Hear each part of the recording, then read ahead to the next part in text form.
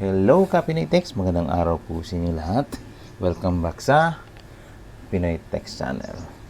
Meron po tayo ditong Epson L5290 na ang gagawin po natin is i-disassemble natin ito step by step and then lilinisin and then i-assemble ulit. So siguro mga 2-part video. Kung kakayanin ng isa, kung hindi, dalawang video. Pangatlong video is yung magpapalit tayo ng printhead nito. Step by step din. Okay, sa ngayon, magbabaklas tayo nito. Okay, let's start!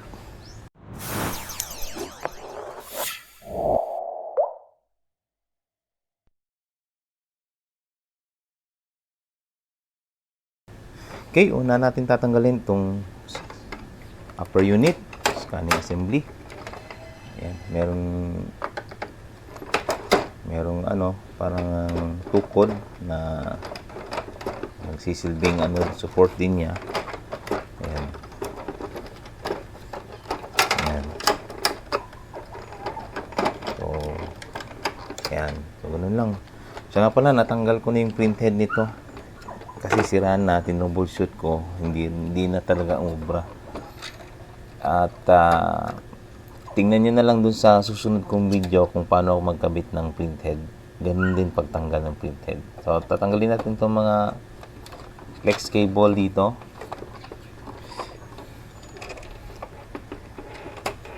Yan. I-side muna natin.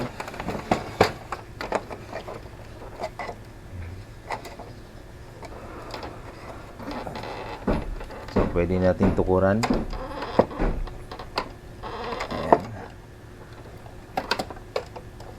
So, kung merong long nose, pwede rin long nose. Yan, minsan long nose. Yung iba, packaging tape nilalagay dito. Pero, para sure, ito na yung nilalagay kong ganyan. May butas dyan. Long nose. Tapos, merong screw dito para matanggal tong side. Kasi medyo mahirap dukutin yung cable. Ito, may isang screw dito.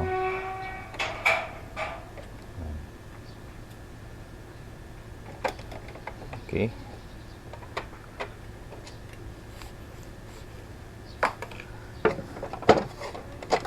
Ayan.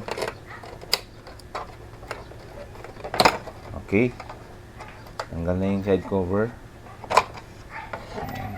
So, ganun lang kasimple magtanggal sa side.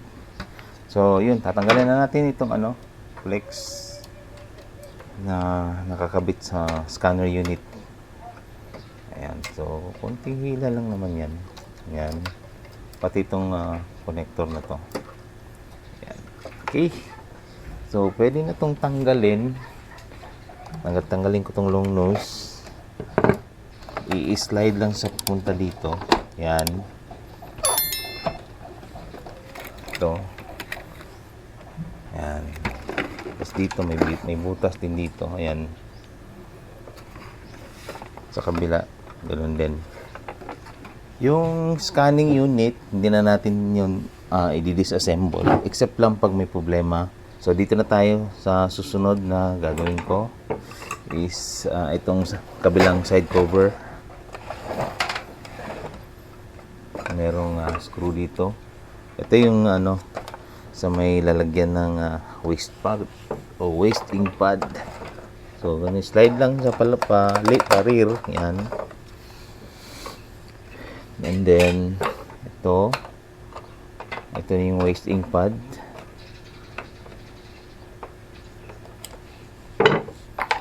So, pull. And then, ito naman yung pinaka side cover. Yan. Ganun lang. Then, tatanggalin ko na rin to para mahugasan ko tong purge unit. So, ito na siya, buo siya. Ito. Tapos, meron dalawa dito sa meron dalawang screw dito. Isa, dalawa. Ito. Okay.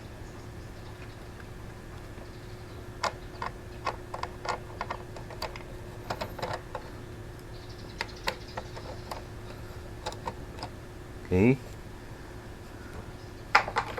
And then, tanggal na to. Ayan, pull. So, hihilahin nyo lang carefully. Kasi minsan naiiwan to. Meron tong spring, ayan. So, careful na mawala yan, ha. Dapat hindi siya mawala. Next is, wala na, itong ano muna. Ito. Portion ng ano, yung tank. So, ito muna. Ito muna, tatanggalin ko. Ito, nakalock lang siya. Pwede man natin i-lift. Yan. Para mahugasan na rin to. Yan. Okay. Okay. Next, tatanggalin natin yung screw. Meron dalawa dito na maliliit ang screw. Gamit ako ng maliit na screwdriver. Okay. So, dito naman, meron siyang dalawang screw din. Isa, dalawa. Tapos, ito may 4. Tapos, meron pa dito. Ayan, dito sa likod nitong hose. So, ayan.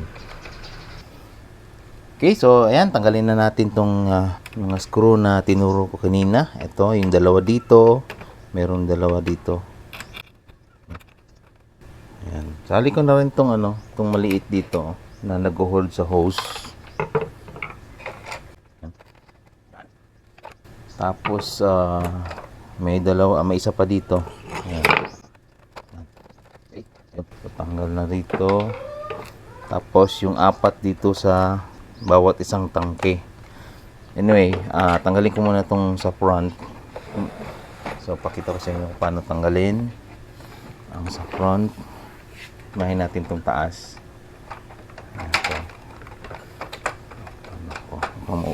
Depende na po saan na una. Yan. Okay. Yun lang. Lift lang sa pataas. Ito naman, pull. Yan. Okay.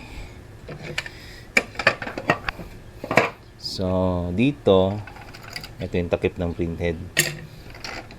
Ayan. So, ito, tanggal na siya. Yung 4 na screw sa bawat tangke, yun ang next natin tatanggalin.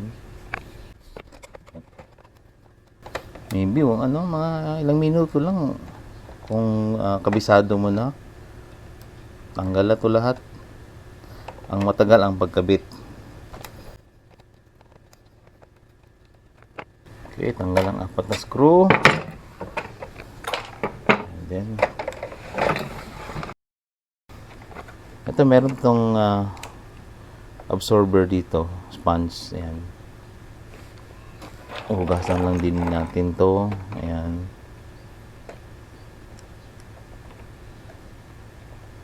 Ayan, yung kulay yellow nito nahaluan na ng black. Okay. So, tanggal na yan. Pag insert nito, meron ditong i-insert sa ilalim para mag-fit siya na hindi mag-move. Ayan. So, tanggal na ang ating tank. Ayan.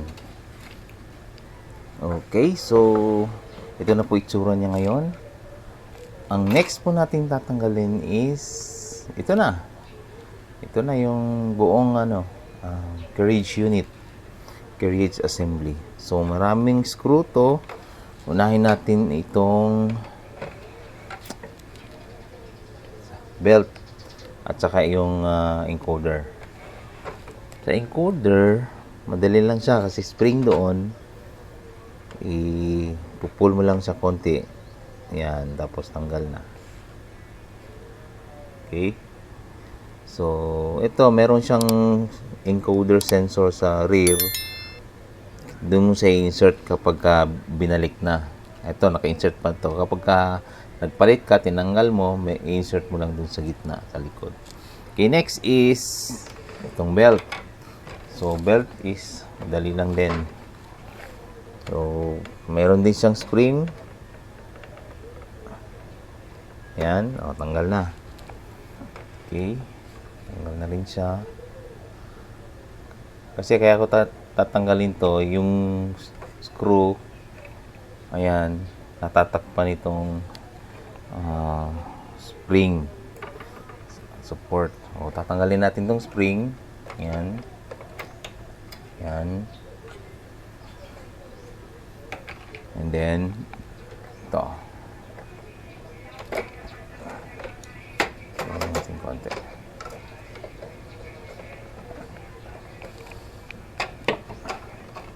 Ayun, meron siyang screw. May naka-screw dito. Tanggalin muna natin to para tanggal yung screw. Okay, so meron lang din siyang screw ito. May siyang screw sa dito. Ayan. Okay, tanggal na. Ayan, so ito may screw dito para matanggal to. Okay, so take note, meron siyang washer tapos maliit. So tanggal na siya. Okay. Yan. So, careful lang na matanggal to. Tatanggalin natin. Meron maliit. Yan. May maliit dyan na screw. Meron dito. Meron dito. At ito. Yung sa cover sa roller.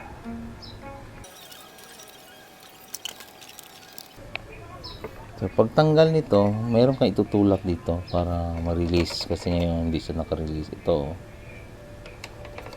Ngayon. So, tanggalin lang natin to sa may sensor.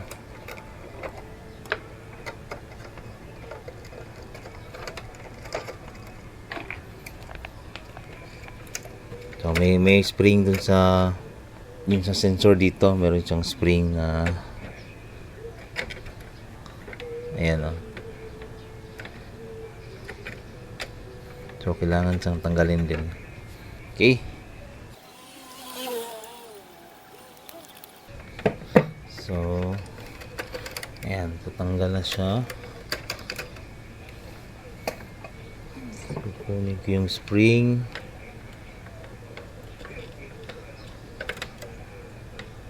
Ayan. Ito siya. Medyo nainat ng konti, so ibabalik lang natin. So manipis siyang spring. Ayan, so tanggal na. Ito na next. Ayan. Tapos ito pwede rin dito na.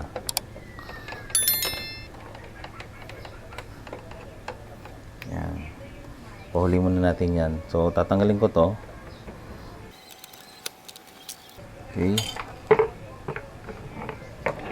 Let's check kung mayroon pa bang ito. Okay. Ayan. Tapos, ito rin tatanggalin natin.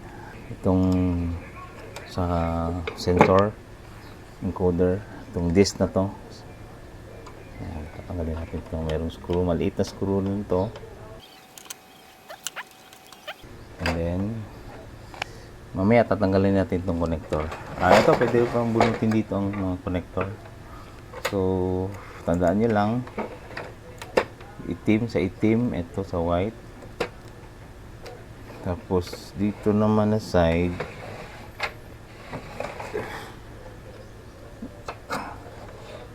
ayun, ito.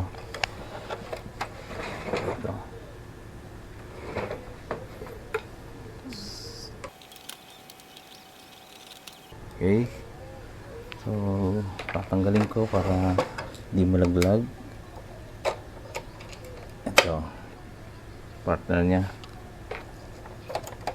Sumabit pa ng papel. Oh. Okay, so ito na. Maliit din tong screw na pang bakal.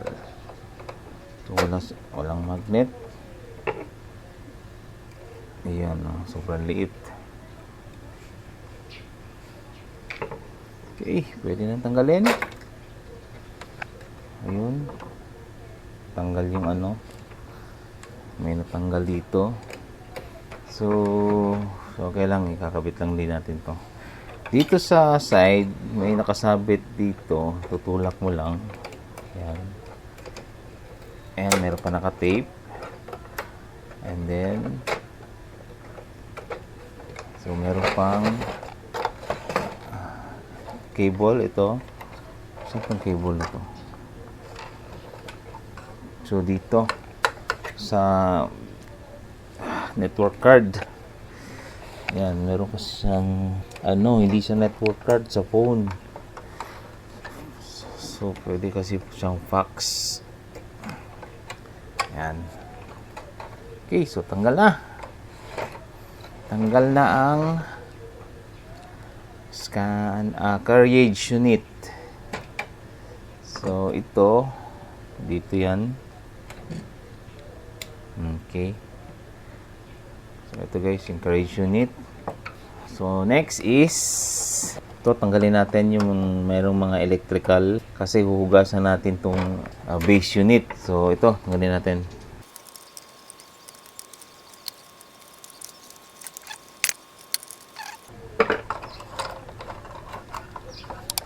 Okay. And then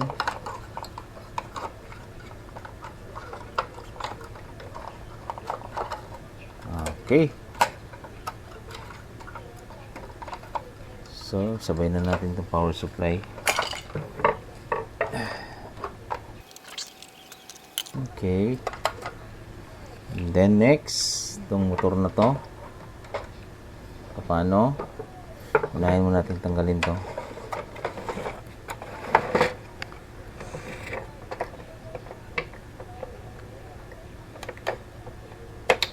Okay. Merong dito, lip spring. Yan. Sa grounding to ng ng roller. Ayan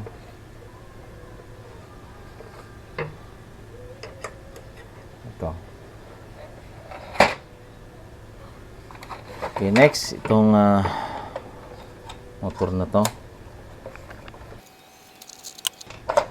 Ayan, tapos ayan, tapos dito siya nakalagay. Okay. Ito, tatanggalin ko to para mas madaling malinis. Ayan. Tapos tatanggalin natin to kasi sponge din to.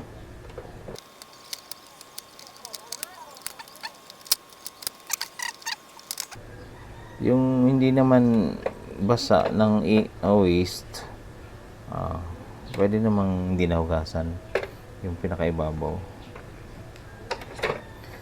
Pero ganun din dito sa kabila. So dito, ayan. So tandaan nyo kung ano yung una nyo tinanggal, yun yung huli nyo ikakabit. Then ito, pwedeng dyan lang yan.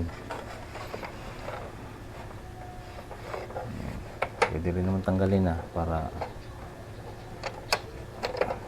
ayan.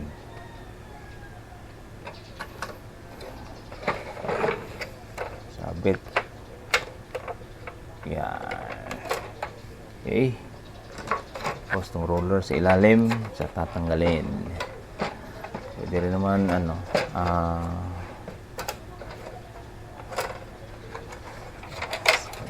ilalim natin tanggalin.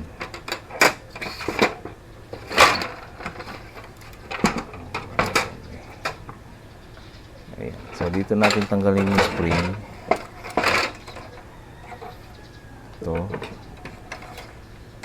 So i-lift ng konti yan para ma-release yan.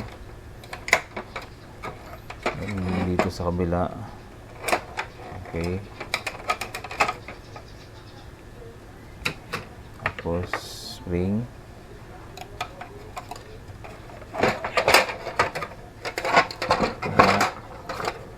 Ito yung spring niya. Lagyan natin. Ito na. Tingnan natin kung okay pa. Maganda pa yung ikot. Okay. So, wala na. Time to hugas. So, ayan na po lahat. As you can see, yan. So, ito, yan. Tapos yung carriage unit. Tapos, ito, hinalo-halo ko na yung mga pinaglagyan ko. Okay. So, ganun lang po pag-disassemble ng Epson L5290.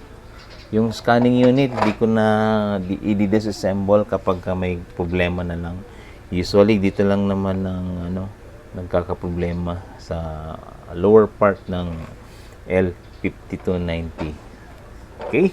I hope nakatulong itong video na to kung paano tayo mag-disassemble ng Epson L5290 step by step. Kung may mga katanungan po kayo, paki-comment na lang po sa comment section. Sa mga gusto po pong malaman ng mga ganitong tutorial, maaari po kayo mag-subscribe po sa ating YouTube channel. Follow na rin po sa ating TikTok at Facebook page. Sa susunod pong video, part 2 po, yung pag-assemble naman po. Kasi hugasan ko to lahat ng electronic parts, mechanical parts only. Okay, hope to see you soon only here on Pinoy Tech Channel. Bye-bye.